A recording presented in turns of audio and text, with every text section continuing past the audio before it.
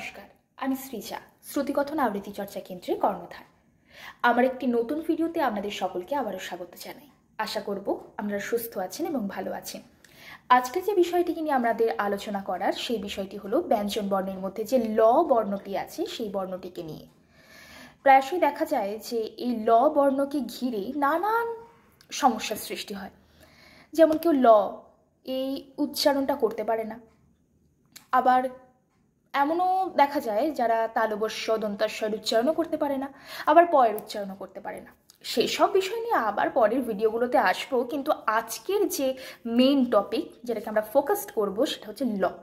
এই ল বর্ণটিকে আবৃত্তির ক্ষেত্রে বা কবিতার ক্ষেত্রে এই টাং টুইস্টার বা জীব জড়তা, যেটাকে আমরা বাংলায় বলি, একটা মহৌষধি। কিন্তু কেন মহৌষধি বললাম, আচ্ছা তার একটু এক্সপ্লেন করি বিষয়টাকে।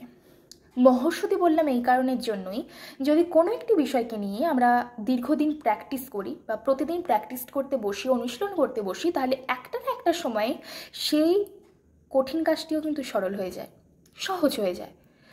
তাহলে ল এই বর্ণটিকে নিয়ে এত কেন সমস্যা? খুব ইজি ব্যাপার লয়ের উচ্চারণকে ঠিক করার জন্য।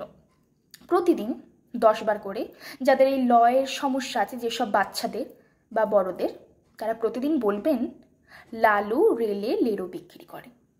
বলে দেখুন পারছেন কি না। আচ্ছা, লালু রেলে লেরো বিক্রি করে, এটি 10 বার করে বলুন।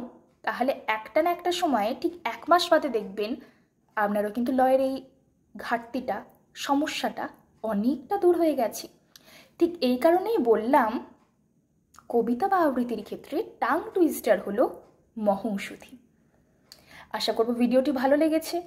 এরকম আরও নতুন নতুন ভিডিও পেতে গেলে যারা যেখান থেকে দেখছেন আমার চ্যানেলটিকে বা পেজটিকে একটা লাইক বা সাবস্ক্রাইব করে দেবেন।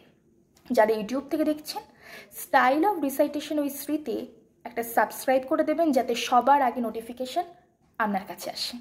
তাহলে আজকের মতো টাটা।